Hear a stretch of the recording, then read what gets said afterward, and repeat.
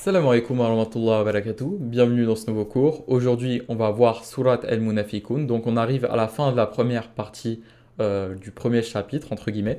Donc, on va voir repérer tout ce qu'on a appris dans Surat al-Munafiqun. Donc, pour ce faire, on va commencer avec les ayats, les phrases au passé dans Surat al-Munafiqun. Après, on fera les phrases au présent. Donc là, on va voir des jumla fi'liya, donc des phrases basées sur les verbes, mais au passé, au temps du passé, donc en arabe le madi. Donc c'est parti. Donc on va faire quatre phrases, même si là il y en a trois. On va faire idha ja'aka al-munafiquna. On va faire la phrase qalu. On va faire la phrase ittakhadhu aymanahum junnatan. Et après on va faire fasaddu an sabilillah. Donc première phrase purée, zot. Donc idha ja'aka al-munafiquna. Donc le mot idha ça veut dire quand. Mais c'est un quand qui veut dire quand au futur, ce qui va arriver. Donc par exemple, quand je vais manger. Donc ici, même si les verbes vont être au passé, le sens de la phrase va indiquer le futur parce que le mot إذا, le mot quand, va forcer la phrase au futur. Donc إذا, quand. جاء, le mot جاء, ça veut dire il est venu. Donc il est venu au passé.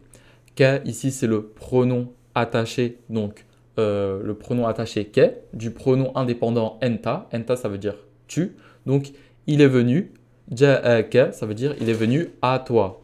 Donc, quand il est venu à toi. Mais là, c'est au passé, mais on parle du futur. Quand il est venu à toi. Et ensuite, on a el munafiquna. Donc, el munafiquna, ça veut dire les hypocrites. La terminaison, c'est una comme muslimuna. Donc, on sait que c'est pluriel, masculin, et rafa, auteur de l'action. Et comme ja'a, ici, ça veut dire il est venu, c'est le pronom huwa. Donc, quand on a un verbe avec le pronom huwa, on cherche toujours s'il n'y a pas un auteur extérieur. Un auteur extérieur, c'est un ism qui est rafa et qui vient après. Donc là, el munafiquna, comme on a vu qu'il était rafa, il va remplacer le pronom du verbe ja'a. Donc au lieu de dire il est venu, on va dire les hypocrites sont venus. Donc ici, idha ja'aka al-munafiquna, ça veut dire quand les hypocrites sont venus à toi. Ensuite, qalu, donc on a huwa qala, huma qala et qalu. Donc qalu, ça veut dire ils ont dit. Ensuite, ittaradhu, donc ittaradhu, c'est un verbe au passé. Donc huwa ittaradha, huma ittaradha, ittaradhu. Donc ittaradhu, ça veut dire ils ont pris. Ils ont pris. Ils ont pris quoi? Donc aymana, aymana, ça finit par un a. Et on a vu que les verbes qui finissaient par a, enfin les mots, les isms qui finissaient par an ou a, c'était des détails. Donc ici, ça va être le détail du verbe. Donc ils ont pris quoi? Aymana, ça veut dire serment. Hum, ici, c'est le pronom attaché hum, donc le il avec un s. Donc quand on a un ism et on lui attache un pronom, ça va faire le mudaf et le mudaf ilay. Donc aymana, c'est le mudaf parce qu'il est léger et il n'a pas de alif lam. Et hum, c'est un pronom attaché, donc on sait qu'il est potentiellement jar.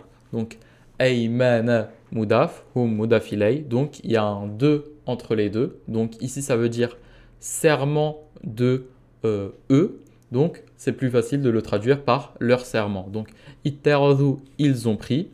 Aymana hum, leur serment. Hum, c'est leur, on va dire, et aymana, c'est serment. Junnatan, ici, il est nasab, donc c'est encore un détail de leur action. Donc ittaradhu, ils ont pris leur serment. Junnatan, ça veut dire comme protection. Comme protection. Donc ittaradhu aymanahum junnatan, ils ont pris leur serment comme protection. Donc ensuite, on passe à la prochaine partie de l'aya. Fasaddu an sabilillahi. Donc fasaddu. Ici, le verbe c'est saddu et le fait devant en fait, le fait c'est juste pour dire donc ou alors c'est pour dire alors. Donc saddu ici, c'est la terminaison ou comme donc on a huwa nasara, huma nasara, nasaru. Donc on sait que c'est le pronom hum, donc c'est toujours il avec un s. Saddu en fait ça veut dire obstruer, bloquer. Mais se bloquer soi-même et bloquer les autres. Donc, Saddu, ça voudrait dire ils ont obstrué eux-mêmes et les autres. Donc, ils ont obstrué eux-mêmes et les autres. Ensuite, ran sabilillah. Donc, ran, c'est un harf jar. Donc, c'est un harf jar qui veut dire de. Ensuite, le mot d'après, logiquement, il est jar, vu que c'est un harf jar. Donc, sabili finit bien avec un i, donc il est jar. Mais sabili, il est léger et il n'a pas de alif lem. Donc, il est potentiellement mudaf. Donc, mudaf ilay, c'est quand il y a un 2 entre deux mots pour signifier, entre guillemets, la possession. Donc, comment on va vérifier si c'est bien un mudaf? Si c'est bien un mudaf, il faut que le mot d'après soit jar. Donc, le mot Allah ici, il est jar. Donc, sabili, c'est le mudaf. Et le mot Allah ici, c'est le mudaf ilay. Donc, sabili, ça veut dire chemin. Le mot Allah, ça veut dire Allah. Donc, sabili, il y aura un 2 entre les deux. Donc, ça va être chemin d'Allah. Chemin d'Allah. Et aren, ça veut dire du chemin d'Allah. Donc, on sait qu'ils ont obstrué eux-mêmes et les autres du chemin d'Allah. Donc, ça va donner quoi pour ces phrases-là? Donc, إِذَا جَاءَكَ الْمُنَافِقُونَ. Donc, quand les hypocrites sont venus à toi, قَالُوا, ils ont dit, إِتَّخَذُوا أَيْمَانَهُمْ جُنَّةً. Ils ont pris leur serment comme protection. فَصَدُّوا عَنْ سَبِيلِ اللَّهِ. Donc, ils s'obstruent eux-mêmes et les autres du chemin d'Allah. Donc voilà, j'espère que vous avez bien compris. Passez une très bonne journée, prenez soin de vous. Assalamu alaikum wa rahmatullahi wa barakatuh.